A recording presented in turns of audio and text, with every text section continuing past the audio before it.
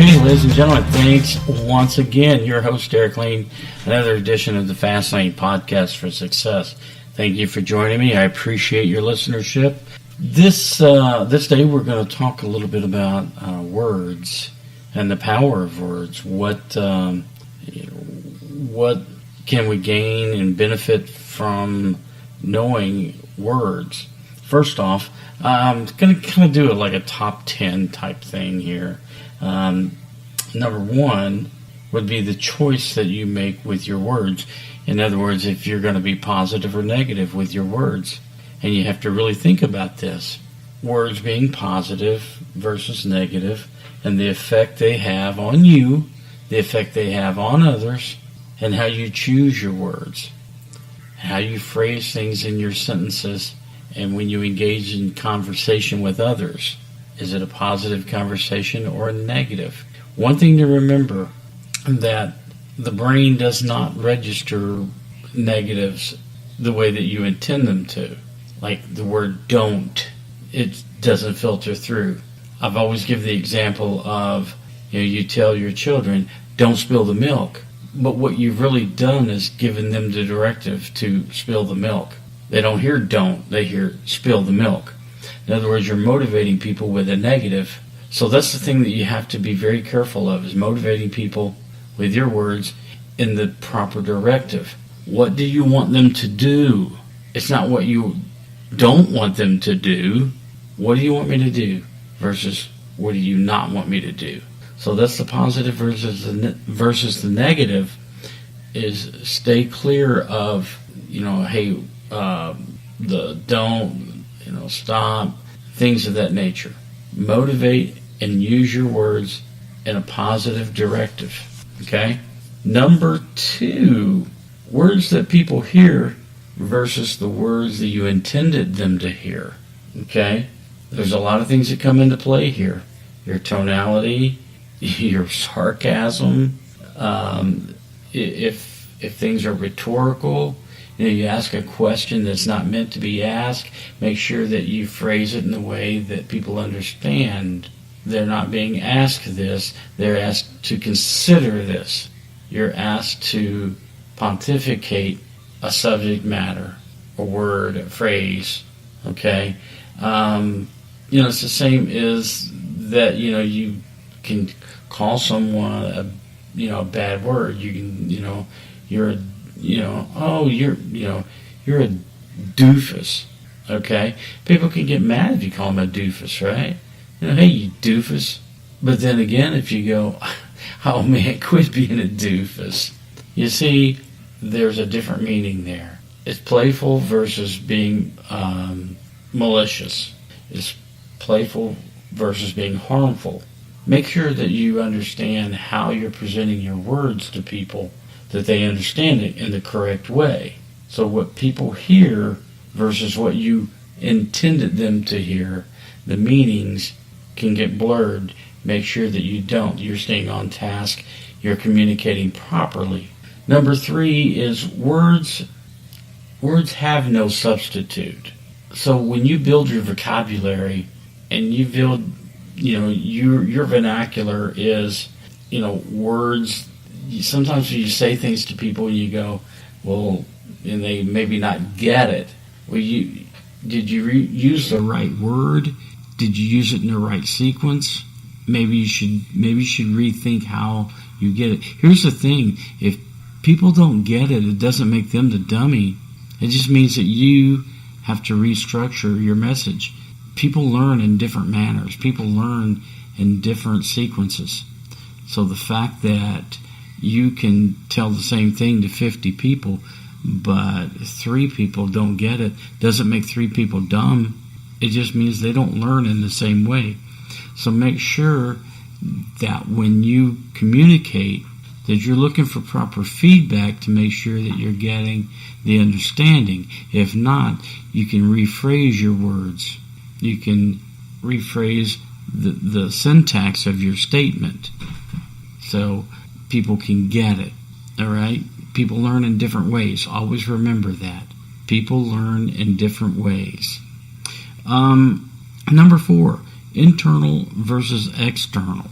we know that external word, the conversations that you speak, the average person in a conversation speaks about 100 to 150 words per minute. Okay? Interestingly enough, for the folks that do podcasting, they speak in about 150 to 160 words per minute. Yay, I'm a fast talker. Well, you think so. Auctioneers speak at about 250 words per minute. Commentators you hear on television, radio, they speak anywhere from 250 to 400 words per minute. That's their job. It's to communicate. It's to get out there. And words are their business. So it's not unheard of. Now here's the interesting fact. Internally, the words that you speak to yourself, your mind produces. You're always talking to yourself in your mind. About 1,500 words per minute. So that's a drastic change. That's a drastic difference in the amount of communication that we can verbally speak versus internally speak. There again, going back to number one, make sure you're being positive. Make sure that you're speaking in positive terms internally. When you prep yourself for things and your mind is racing and you speak to yourself, make sure it is positive. You don't go, hey, man, I really screwed up. Gosh, I'm stupid. Man, I can't believe I did something so damn dumb. Your brain records everything you hear, internally, externally. So make sure it's recording things about you that's positive instead of negative. Don't be the one influencing your subconscious. Don't influence your subconscious mind with negative feedback. So always remember to talk to yourself in the positive. Yeah, man, I messed up, but I know I'm better than that. Man, I'm great at that. I can do this much better. Always reinforce the positive within yourself. Okay, number 5, passionate versus lazy. When people speak passionately, they speak from experience and they speak from their heart. It's more believable. People understand it, they trust it, and they take it to heart themselves. When you speak lazily and non-conviction, people don't believe it. So for those of you that are in sales, make sure that when you're communicating with a passion, with belief system. If you're communicating to people, have them understand your stance unequivocally. It goes a long way. Number 6, the knowledge of words. I see and hear people all the time that misuse words. Everybody wants to be smart, right? Everybody wants to be, the sharpest tool in the shed, so to speak. We'll talk about cliches later. But make sure you understand wholeheartedly the words you use. Because you could hear it in a context and someone else has said it in a context that's a little off, and you kind of get the meaning different, and you decide to use this word, and then you take it a little off from that meaning. Guess what? You're 100% out of whack with the meaning. It's okay to learn new words. I encourage you. You should do it. You should work every day. Every day you should work on your vocabulary, because words mean things. And when you understand new things, you bring in new things into your life. You bring in new developments into your life that expand your horizon, that expands your vocabulary and your ability to communicate and your ability to get your ideas across to other folks. But they're ideas that are expressed correctly, not incorrectly. So make sure that your knowledge of the words, if you don't know it and you're not sure, man, everybody, you ever heard of Google, right? There's a dictionary online. Go online and look. If you like a word and it feels good and it rolls off your tongue well, and you feel like that, man, I can adapt this into my vocabulary because I like it. Just look it up. Make sure that you're pronouncing the word correctly. Make sure that you're using it in the right context, and then continue. Go on to the next word. Learn words. Learn communications. Open your mind. Open your brain. You will never know how much one word can change your external view on life itself. Just make sure that you're using it correctly. Number 7, listen to words. Kind of goes in with the last one we talked about. Listen to words. Listen to people. If you hear someone give a good speech, they articulate their points very well. Listen to the words that they're presenting. Listen to the words they're speaking. If you hear someone in the middle of their speech, in the middle of a sentence, they use a word you're not really sure of, again, make a mental note, jot it down, go back and look it up, and put that in your toolbox, your vocabulary toolbox. Make sure that you listen to words properly. Number 8, create a proper vocabulary. Again, it kind of goes back to what I was talking about, the knowledge of meanings. Create the proper vocabulary, not just words, but the syntax in which you use words. The pronunciation, the way that you pause, the way you interject, just your overall communication. I would strongly encourage you to read books, listen to audio seminars, people that are experts in speaking. You may never want to be a speaker. That's okay. But man, if you want to get ahead of the crowd, if you want to jump ahead of everybody else in your business, being able to communicate is paramount.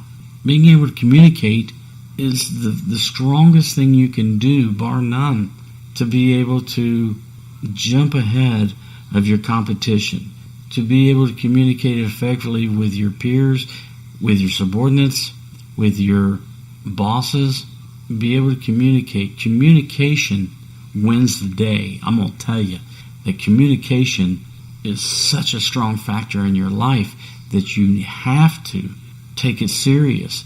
You have to take communication serious enough to say, hey, I can move mountains with my words. What do they say? The pen is mightier than the sword, right?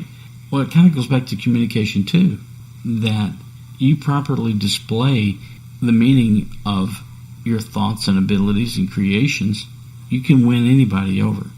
Number 9 leads me in, number 8, and obviously kind of preempts or gets me into number 9.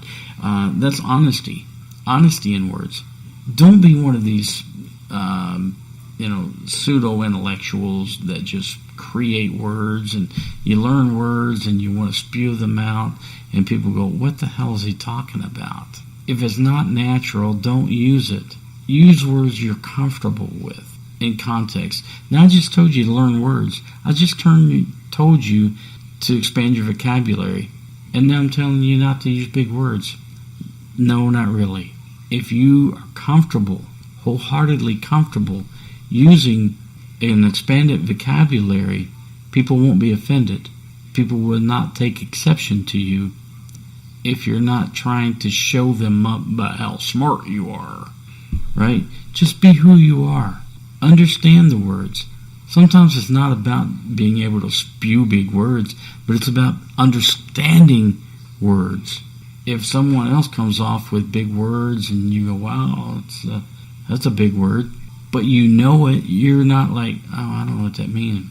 You know it, and you can retort and react efficiently, not indignantly, because you're safe. You know where you're at. You know what the person said. You know what they meant.